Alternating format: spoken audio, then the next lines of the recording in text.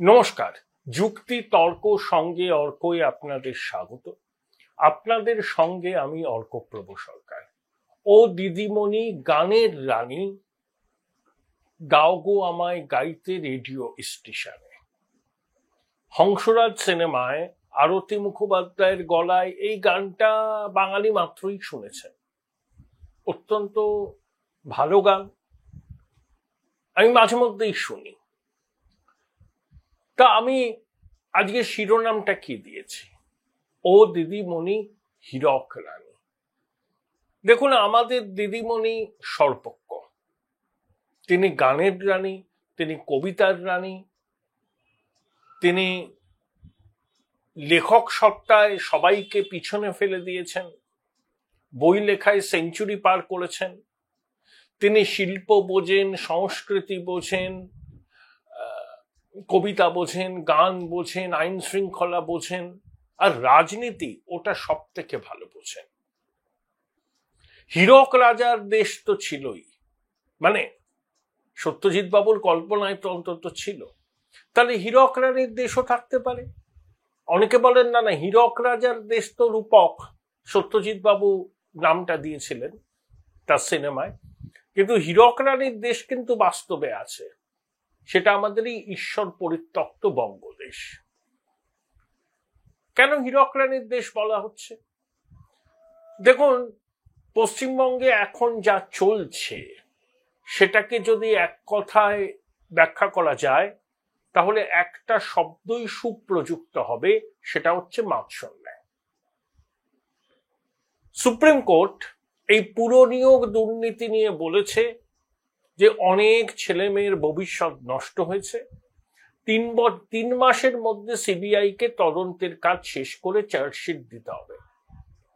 অয়নশীলকে গ্রেপ্তার করা হয়েছিল 2023-এ, সেটা হচ্ছে স্কুলে শিক্ষক নিয়োগ দুর্নীতিতে। তারপরে সল্টলেকে তার অফিস থেকে পুরো নিয়োগ দুর্নীতির নথিপত্র সংগ্রহ করে কেন্দ্রীয় এজেন্সি।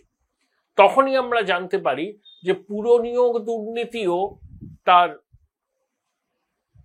অনেক গভীরে প্রথিত মাটির। এখানে যা যা নিয়োগ হয়েছে কোথাও স্পষ্টভাবে নিয়ম নীতি কিছুই মানা হয়নি। স্বচ্ছতার বড়ই অভাব এই রাজ্যে।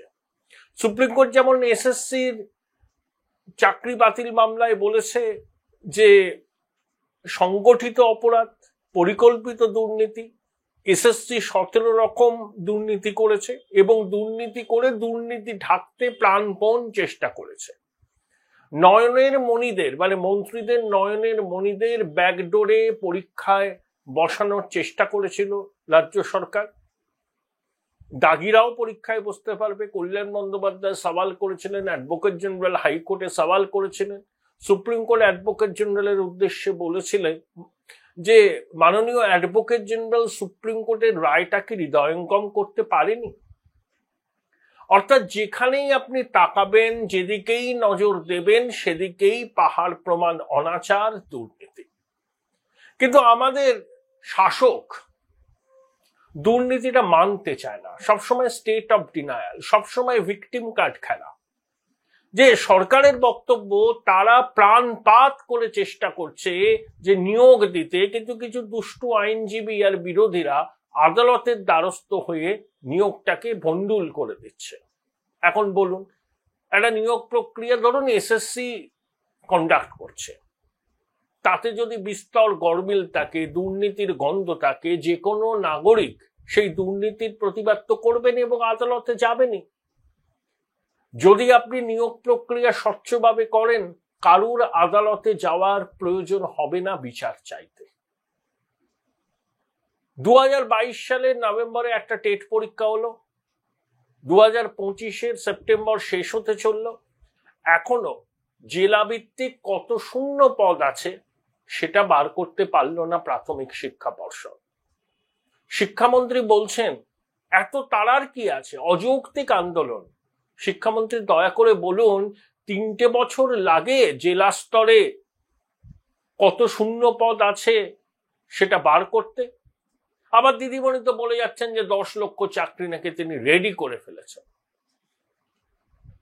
প্রাথমিক শিক্ষক নিয়োগের পরীক্ষা যারা দিয়েছিলেন 2022-এ তারা বলছেন যে প্রাথমিক শিক্ষা পর্ষদের সভাপতি অনুপ্রাণিত তৃণমূল নেতা গৌতম পাল নাকি বলেছিলেন 50,000-এর উপর ভ্যাকেন্সি আছে। এখন শিক্ষামন্ত্রী বলছেন যে এটা এই ফিগারটা কোথায় আসছে, 50,000, 51,000। এখনো তো জেলা স্তর থেকে শূন্য পদের হিসেবই পাওয়া যায়নি। 3 বছর হতে চললো পরীক্ষার, এখনো জেলা স্তর থেকে কোন কোন স্কুলে বা কোন জেলায় কত শূন্য পদ আছে প্রাথমিকে তার হিসেবই করে উঠতে পারেননি, এত ব্যস্ত এরা। আসলে চাকরিটা দেওয়ার ইচ্ছা নেই, চাকরিটা দিলে মাইনা দিতে হবে। এদের সব কন্ট্রাকচুয়াল এমপ্লয়মেন্ট, যেখানে অবসরকালীন সুযোগ সুবিধা দেওয়ার কোনো দায়বদ্ধতা নেই, একটা থোক টাকা ধরিয়ে দেওয়া হলো, চাকরির কোনো নিরাপত্তা নেই, সেই জন্য এরা পাকা চাকরি দিতে চায় না।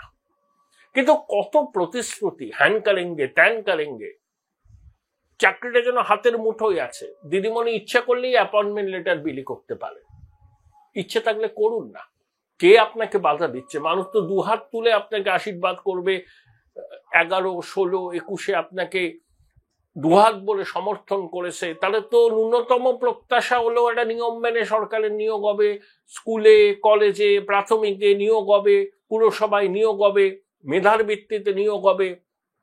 নিয়োগ প্রক্রিয়ার মধ্যে চুরি জোচ্চুরি হবে, তখন আদালতের নির্দেশে সেই নিয়োগ বাতিল হয়ে যাবে। তখন এই শাসক বলতে শুরু করবে, দেখো আমরা চেষ্টা করেছি। ওই দুষ্টু আইনজীবীরা, ওই বিরোধী রাজনৈতিক দল, তারা ইচ্ছে করে নিয়োগ প্রক্রিয়াকে বাধা দিচ্ছে। ভাত দেওয়ার ক্ষমতা নেই, কিল মারার গোসাই। হীরক রাজার দেশে যা হয় কল্পনায়, বাস্তবে তাই হচ্ছে এই ঈশ্বর পরিত্যক্ত বঙ্গদেশে। পাড়ায় সমাধান প্রকল্প, মানে বুথ ভিত্তিক সমাধান, প্রতি বুথে 10 লক্ষ টাকা করে দেওয়া হবে। মুখ্যমন্ত্রীর হাসি মুখের ছবি খবরের কাগজে বেরিয়ে গেল। এখন টাকার জোগাড় কোথায় হবে তাই নিয়ে মাথার চুল ছিঁড়তে হচ্ছে নবান্নকে। এখানে খাবলাচ্ছে, ওখানে খাবলাচ্ছে। ডিজাস্টার ম্যানেজমেন্ট তহবিলের টাকা যদি ব্যবহার করা যায়, পরিকল্পনা না করে, অর্থের সংস্থান কিভাবে হবে সে সম্পর্কে কোনো রোডম্যাপ চূড়ান্ত না করেই প্রকল্পের ঘোষণা হয়ে গেল। বাজেটে এর সংস্থান ছিল না, হঠাৎ করে প্রতি বুথে 10 লক্ষ টাকা করে 8,000 কোটি টাকা বছরের মাঝখানে ঘোষণা হয়েছে। বাজেট পাশ হয়ে গেছে, কোথাও ছিল না এই প্রকল্পের বিষয়ে নামমাত্র উল্লেখ। সম্ভবত আইপ্যাকের পরামর্শে এই প্রকল্পটা রূপায়ণ করতে চাইছে, কিন্তু অর্থের সংস্থান হচ্ছে না। হয়তো হবে, অন্য দপ্তর থেকে বরাদ্দ কাটছাট করা হবে, প্রয়োজনে আবার ঋণ নেওয়া হবে। তাহলে অন্য দপ্তরের বরাদ্দ কাটছাট হলে সেই দপ্তরের কাজগুলো কিভাবে হবে? হীরক রাজার দেশেও বোধহয় এরকম মাৎসন্যায় ছিল না, যেটা বর্তমান পশ্চিমবঙ্গে হচ্ছে। আর সব থেকে যে খবরটা আমার মনে হয় আপনাদেরও বিচলিত করবে, রাজ্যের আদালতে, হাইকোর্টে এবং নিম্ন আদালতে, হাইকোর্টে একটা মেডিকেল ইউনিট করার কথা ছিল, এখনো হয়নি। লোয়ার কোর্টগুলোতে কম্পিউটার প্রিন্টারের কালি নেই, কাগজ কেনার পয়সা নেই, পেন নেই, 17 কোটি টাকার দরকার। সরকার চুপ করে বসেছিল। যেই আদালত মুখ্য সচিবকে ডেকে কার্যত তিরস্কার করলো, তখন মুখ্য সচিব ভার্চুয়ালি বললেন আমি 10 কোটি টাকা এক্ষুনি মঞ্জুর করছি। এতদিন ঘুমিয়েছিলেন। আসলে আদালতের রায় তো এদের অনুকূলে যায় না অধিকাংশ ক্ষেত্রেই, তাই আদালতের পরিকাঠামো, নিম্ন আদালত বা হাইকোর্ট বলুন, তার উন্নতি এদের কাছে অগ্রাধিকার নয়। এদের কাছে অগ্রাধিকার হচ্ছে দিদিমণির হাসি মুখের ছবি খবরের কাগজ জুড়ে বেরোবে, নানা রকম আজগুবি পরিকল্পনার কথা ঘোষণা করা হবে, সেই পরিকল্পনা কিভাবে রূপায়িত হবে বাস্তবের রুক্ষ মাটিতে তার কোনো রোডম্যাপ রেডি থাকবে না। শুধু মানুষকে একটা বললাম যে বুথ ভিত্তিক সমাধান হবে, খুব ভালো, আপনি বুথ ভিত্তিক সমাধান করবেন, খুব ভালো। মানুষের উপকার হলে, মানুষের সহায়তা হলে, আমি তো অন্তত ব্যক্তিগতভাবে এইসব ক্ষেত্রে রাজনীতি করার পক্ষপাতী নই। যারা রাজনীতি করেন বা এগুলোকে নিয়ে তির্যক মন্তব্য করেন, আমি তাদের সমর্থন করি না। মানুষের উপকারে আসাটাই একটা নির্বাচিত সরকারের সর্বপ্রথম কর্তব্য। কিন্তু আপনি বাজেটে এই পরিকল্পনার কথা বলেননি কেন? হঠাৎ আপনার মনে হলো বা আইপ্যাক পরামর্শ দিল ভোটের আগে, আপনি এরকম একটা পরিকল্পনার কথা ঘোষণা করে দিলেন অগ্র পশ্চাৎ বিবেচনা না করে। কোথা থেকে টাকাটা আসবে? একটা দপ্তরের বরাদ্দ কাটছাট করলে আখেরে ক্ষতি হবে বঙ্গবাসী। রাস্তাঘাটের হাল দেখেছেন? কোন রকমে তাপ্পি দেওয়া হবে, এখন আবার সামনের বর্ষায় ভেঙে চুরে দফা রফা হবে। ঠিকাদাররা সময় মতো তারা পেমেন্ট পায় না সরকারের কাছ থেকে, তাদের মধ্যে অসন্তোষ তুমায়িত হচ্ছে। আসলে কোষাগারের অবস্থা ঠনঠন গোপাল। তার মধ্যে অগ্রপশ্চাৎ বিবেচনা না করে ভোট কুড়োনোর জন্য হঠাৎ হঠাৎ বিভিন্ন রকমের প্রকল্পের ঘোষণা করে দেয়। হীরক রাজার দেশেও বোধহয় পরিস্থিতি এর থেকে ভালো ছিল। এবার আসুন, তালে বাঘ পড়েছে শাসকের একটাই কারণে, সেটা হচ্ছে এসআইআর। দেখুন, দুর্নীতি নির্বাচনী রাজনীতিতে খুব বড় একটা বিষয় বলে আমি অন্তত মনে করি না। দুর্ভাগ্য হলেও এটা সত্যি। সেই বোফোর্সের পরে কোন নির্বাচনটা হয়েছে যাতে দুর্নীতি মুখ্য ইস্যু ছিল? 2014 সালে দ্বিতীয় ইউপিএ সরকারের পতনের নানাবিধ কারণ ছিল, তার মধ্যে দুর্নীতি একটা কারণ ছিল, আর দ্বিতীয় কারণ ছিল সরকারের পলিসি প্যারালিসিস।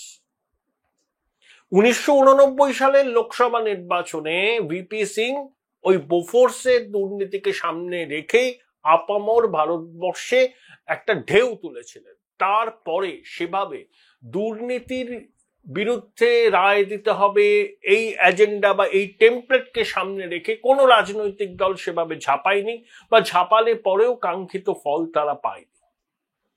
আসলে মানুষ খুব ট্রানজাকশনাল।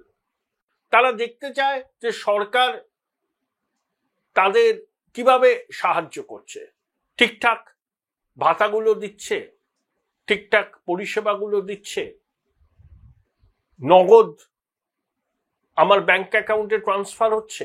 এগুলো যখন তারা নিশ্চিত হয় যে আমরা এই তো পাচ্ছি, তখনই শিক্ষক দুর্নীতি, প্রাথমিকের দুর্নীতি, পুর নিয়োগ দুর্নীতি তাদের মনে হয়তো খুব একটা রেখাপাত করে না। কিছু মানুষের মধ্যে করে, তাদের সংখ্যা কম, কিন্তু অধিকাংশ মানুষ এই দুর্নীতিকে একটা স্বাভাবিক বলে মেনে নিয়েছে। তাদের বক্তব্য, যে যাবে লঙ্কায় সে হবে রাবণ। এই সরকার দুর্নীতি করেছে, আমরা দেখছি দুর্নীতি করেছে, প্রাতিষ্ঠানিক হয়েছে দুর্নীতি। মানুষের মনে সংশয় আছে, এদেরকে রিপ্লেস করে যারা আসবে তারা কি সততার মূর্ত প্রতীক? তারা যে দুর্নীতি করবে না তার কি গ্যারান্টি আছে? মানুষের কাছে নির্বাচনে ভোট দেওয়ার ক্ষেত্রে দুর্নীতি কোনো প্রধান বিষয় বলে আমি মনে করি না। মানুষ অনেক বেশি কনসার্ন যে তারা ওই ডোল পলিটিক্সের সুবিধা পাচ্ছে কিনা। বিশেষ করে গ্রাম বাংলার বিস্তীর্ণ অঞ্চলে এই ডোল পলিটিক্সের একটা কার্যকারিতা আছে। প্রধানমন্ত্রী যতই এটাকে রেউরি কালচার বলুন না কেন, তার দলও এই একই বিষয় করছে বিভিন্ন রাজ্যে। তৃণমূলকে আমি এর মধ্যে কোনো ব্যতিক্রম বলতে রাজি নই।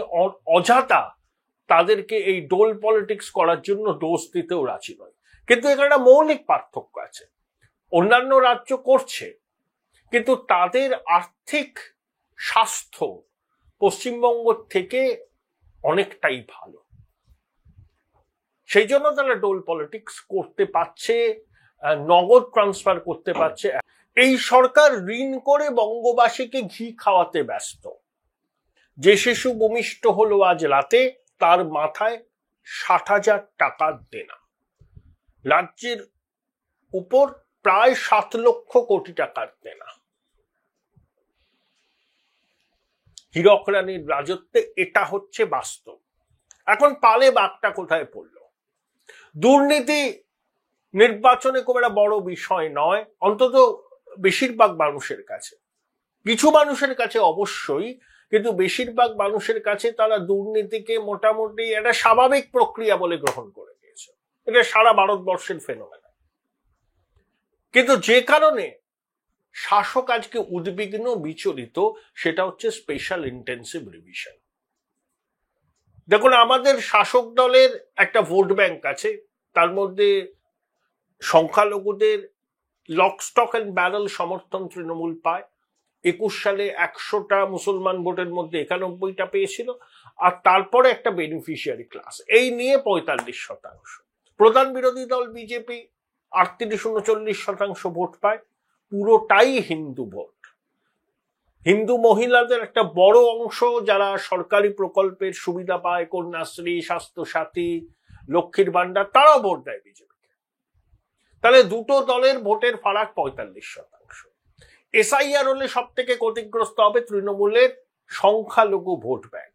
বিশেষ করে সীমান্তবর্তী জেলাগুলোতে বিভিন্ন বিধানসভা কেন্দ্রে 2009 সালে যা ভোটার ছিল, 2024-এ কোথাও 50%, কোথাও 55% ভোটার বেড়েছে, অস্বাভাবিক। তাহলে এসআইআর হলে এই ভুয়ো ভোটারদের নাম কিন্তু বাদ যাবে। আধার কার্ডকে প্রামাণ্য নথি হিসাবে নির্বাচন কমিশন গ্রহণ করবে। আধার কিন্তু নাগরিকত্বের প্রমাণ নয়। আধার, এই লোকটা এখানে থাকে, এই সরকারি পরিষেবা পায় আধার কার্ড দেখে, দ্যাটস অল। এবং আধার কার্ড জমা দিলেও নির্বাচন কমিশন সেই আধার কার্ড আসলি না নকলি সেটা বিচার করার ক্ষমতা সুপ্রিম কোর্ট দিয়েছে। তাহলে নির্বাচন কমিশন কি বলছে? যে একজনও প্রকৃত ভারতীয় যার ভোটদানের বয়স হয়েছে তার নাম যেন তালিকা থেকে বাদ না যায়, আবার একজনও বিদেশি নাগরিকের নাম যেন তালিকায় না থাকে। Join Indian Institute of Hotel Management now. Right choice, right decision. এই প্রক্রিয়া পশ্চিমবঙ্গে যখন চালু হবে লক্ষ্মী পুজোর পরে বা কালী পুজোর পরে, তৃণমূলের হিসেব বলছে 70 লক্ষ নাম বাদ যাবে, বিজেপি বলছে 1 কোটি। ক্ষতিগ্রস্ত কারা হবে? তৃণমূলের ভোট ব্যাংক। মাননীয় অনেক চেষ্টা করেছিলেন, সুপ্রিম কোর্ট পর্যন্ত দৌড়েছিল তার দল, কিন্তু এসআইআর যে হবে এটা নিয়ে বোধহয় সব সন্দেহের অবসান হয়েছে। সরকারও জেনে নিয়েছে এসআইআর হবে, কিন্তু এই সরকার নির্বাচন কমিশনকে সম্পূর্ণ সহযোগিতা করবে বলে আমি অন্তত মনে করি না। কারণ শাসক দল নিজের ক্ষতি হোক এসআইআর এর মধ্যে দিয়ে সেটা চাইবে না ভোটের বছর। সেখানে পদে পদে নির্বাচন কমিশন এই এসআইআর করতে গেলে বাধাপ্রাপ্ত হবে, বিশেষ করে গ্রাম বাংলায়। শহরেও যে হবে না তা তো নয়, হবে। এটা কিন্তু তৃণমূল আঁচ করতে পারেনি আজ থেকে 4 মাস আগেও, যে এরকম একটা পদক্ষেপ নির্বাচন কমিশন নেবে। এবং এটা শুধু তো পশ্চিমবঙ্গ স্পেসিফিক নয়, সব রাজ্যে হবে। এটাই হচ্ছে তাদের সব থেকে বড় অস্বস্তির কারণ। না হলে দিদিমণি অনেক কনফিডেন্ট থাকতেন যে ঠিক আছে, দুর্নীতি হয়েছে, কিছু আসন কমবে, ঠিক আমি সরকারটা করে নেব। এবার কিন্তু দিদিমণি অত কনফিডেন্ট নন। তার কারণ দুর্নীতির প্রাতিষ্ঠানিকীকরণ হয়েছে বলে আমরা বলছি, বিরোধীরা বলছে, নাগরিক সমাজের একটা অংশ বলছে, এটা কারণ নয়। এতে কিছু এফেক্ট হবে, শহরাঞ্চলে হবে, কিন্তু তৃণমূল আসল যেটায় ভয় পাচ্ছে তার ভোট ব্যাংক ধাক্কা খাবে এই এসআইআর এর জন্য। এটাই তাদের সব থেকে শিরোপীড়ার কারণ। তাই পশ্চিমবঙ্গ একটা ক্রান্তিকালে দাঁড়িয়ে আছে। এটা একদম না পাওয়ার রাজ্য, কিচ্ছু নেই কিন্তু পশ্চিমবঙ্গে। শিক্ষা লাটে উঠে গেছে, কলকারখানার উদ্বোধন হয় না, কর্মসংস্থানের বেহাল দশা, পরিযায়ী শ্রমিকের সংখ্যা বাড়ছে, পরিকাঠামো ছেড়ে দিন। আর কেন্দ্র বিরোধী একটা কঠোর অবস্থান, সবেতেই কেন্দ্র বঞ্চনা করছে। আর এই বাংলা ভাষা আক্রান্ত, ভাষা সন্ত্রাস, বাঙালি আক্রান্ত, এই ন্যারেটিভ দেখবেন যত ইলেকশন আসবে তৃণমূল বাধ্য হবে এই ন্যারেটিভের রাস্তা থেকে সরে আসতে, কারণ নো টেকার। এখন এই সুরটা কিন্তু নরম হচ্ছে আস্তে আস্তে, দেখবেন নির্বাচনের আগে আরো অন্য কোনো একটা বিষয় নিয়ে আসবে। চেষ্টা করেছিল আইপ্যাকের পরামর্শে এই বাঙালি জাত্যাভিমান, বাঙালি জাতীয়তাবাদ, ভাষা সন্ত্রাস, দিদিমণি বাঙালির রক্ষাকর্তা, বাংলা ভাষার রক্ষাকর্ত্রী, এই ন্যারেটিভ তৈরি করতে। বাঙালির রক্ষাকর্ত্রী তিনি, বাঙালির চৌকিদার, কিন্তু নো টেকার্স, কেউ বিশ্বাস করছে না এই টেমপ্লেট বা এই ন্যারেটিভকে। তাই যত নির্বাচন আসবে দেখবেন সুরটা কমবে। গায়ের জোরে আপনি বলতেই পারেন, বাস্তবে থেকে ওরা বিশ্বাস করছে না যে পরিযায়ী শ্রমিকরা এখানে এসেছিল নানা কারণে, তারাও আবার ফিরে যাচ্ছে, কারণ সেখানে গেলে খেয়ে পড়ে ভালোভাবে একটু বাঁচতে পারবে, এখানে পারবে না। এই বাস্তবটা তারা বোঝে, কিন্তু দিদিমণি এসো আমার ঘরে এসো বলেছেন, কিছু লোক এসেছিলেন, তাহলে আবার ফিরে যাচ্ছেন। তাহলে এবারের নির্বাচনটা হচ্ছে বাংলা বাঁচানোর নির্বাচন। হ্যাঁ মমতা, না মমতা ভোট। কার্যত এটা একটা রেফারেন্ডামের চেহারা নেবে। আমরা পশ্চিমবঙ্গকে কিভাবে দেখতে চাই? উন্নত, শিক্ষায় অগ্রসর, কলকারখানা আসছে, বড় বড় বিনিয়োগ আসছে, ছেলেমেয়েরা কর্মসংস্থানের সুযোগ পাচ্ছে, কেন্দ্রের সঙ্গে ঝগড়া করছি না, সহযোগিতার রাস্তায় হাঁটছি। 5 দশক ধরে অনেক ঝগড়া করেছি, এবার একটু সহাবস্থানে চাই না, এটাও পশ্চিমবঙ্গের সাইলেন্ট মেজরিটির একটা বড় অংশ ভাবছে, এবং তারাই নিয়ন্তা পশ্চিমবঙ্গের ভাগ্যে। কমিটেড ভোটাররা সরকার গড়েও না, সরকার ফেলেও না, সরকার গড়া, সরকার ফেলার কাজ করে এই সাইলেন্ট মেজরিটি। এই সাইলেন্ট মেজরিটির একটা বড় অংশ এবার পরিবর্তনের আকাঙ্ক্ষাকে বুকের মধ্যে সযত্নে লালিত পালিত করছে, এবং এটা শাসক দল বুঝেছে। হীরক রানীর দেশে মানুষ এবার মাৎসন্যায়ের পরিবর্তন চাইছে, কিন্তু নির্বাচন তো অন্য একটা কৌশল। ভোটারদের ভোট কেন্দ্রে নিয়ে যেতে হয়, সংগঠন লাগে। তবে যাই হোক পশ্চিমবঙ্গ একটা ক্রান্তিকালে দাঁড়িয়ে আছে। এবারের নির্বাচনী যুদ্ধ কার্যত পশ্চিমবঙ্গের ভবিষ্যৎ কি হবে সেটাই ঠিক করে দেবে। আমরা সঠিক রাস্তায় যাব না সখাত শরীরে ডুববো, এই দুটোর মধ্যে একটাকে আমাদের বেছে নিতে হবে। আশা করি পশ্চিমবঙ্গের মানুষ